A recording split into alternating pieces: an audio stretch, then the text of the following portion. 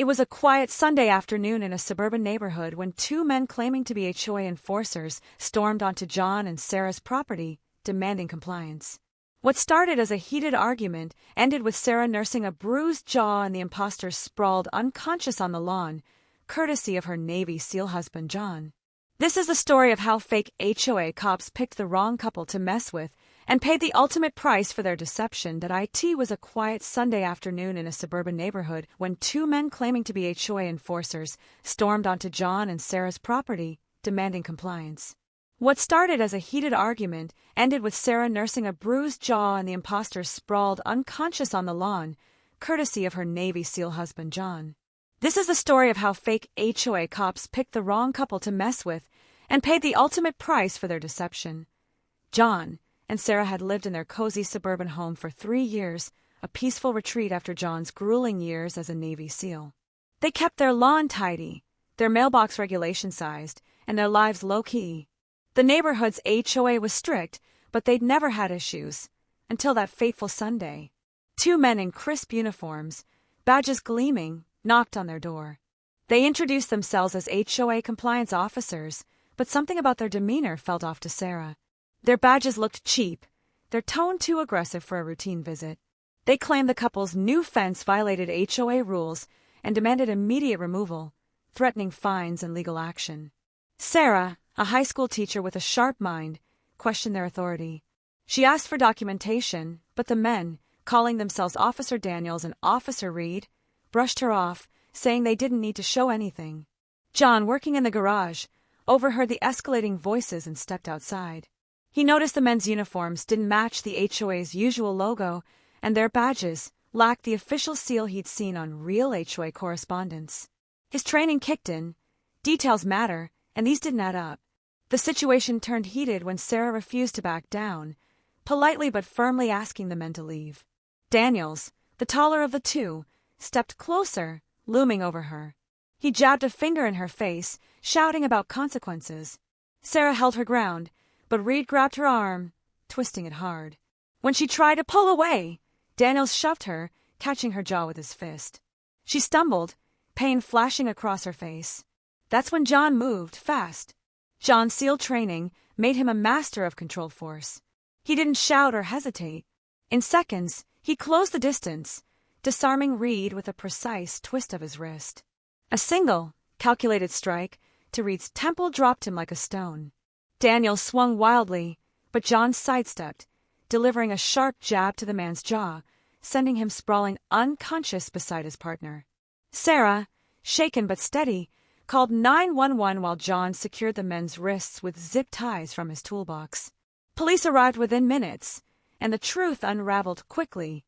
The HOA officers were no officers at all, just con artists named Mike Teller and Greg Voss running a scam across multiple neighborhoods.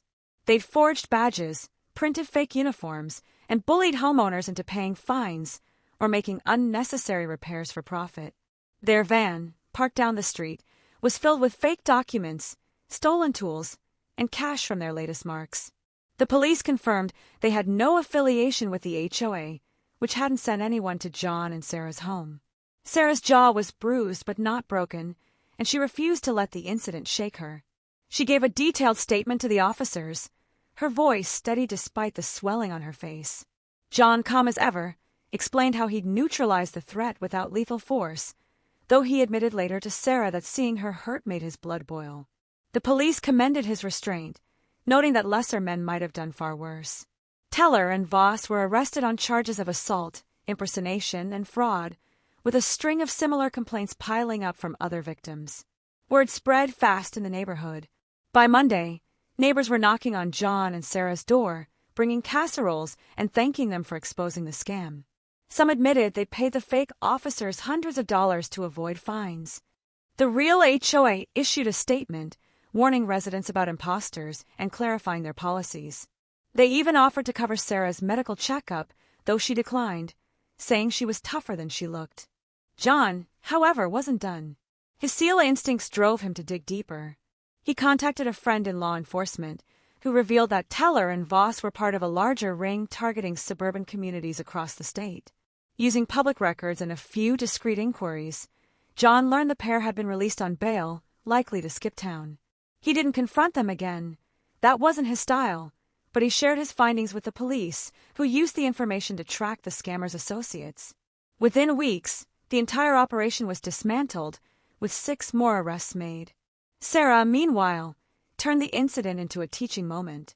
At her school, she spoke to her students about standing up to bullies and questioning authority when something feels wrong. She didn't mention the assault, keeping the focus on empowerment.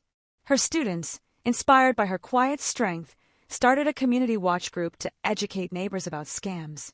Sarah felt proud, though she joked with John that she'd rather not inspire anyone else by getting punched again. The couple's life settled back into routine, but the incident left its mark. John installed a security system, not out of fear but to ensure no one caught them off guard again. Sarah, ever practical, took a self-defense class, determined to be ready if trouble came knocking. They didn't talk much about that day, but their bond grew stronger, forged in the heat of standing together against deceit. The neighborhood changed, too. The HOA, embarrassed by the scam, relaxed some of its stricter rules and held a town hall to rebuild trust. Residents became more vigilant, checking credentials before paying any fines. John and Sarah became local heroes, though they waved off the praise. To them, it was simple. Protect what's yours, stand up for what's right, and don't let anyone push you around. Months later, at a community barbecue, someone asked John how he stayed so calm when those men attacked Sarah. He shrugged, his eyes softening as he looked at his wife. "Training helps," he said, "but it's about knowing what you're fighting for." Sarah smiled, squeezing his hand. The fake HOA cops had thought they could intimidate an ordinary couple. They didn't know they were up against a woman with unshakable resolve and a man trained to take down far worse than them. As the sun set that evening, the neighborhood felt safer, closer, and more united.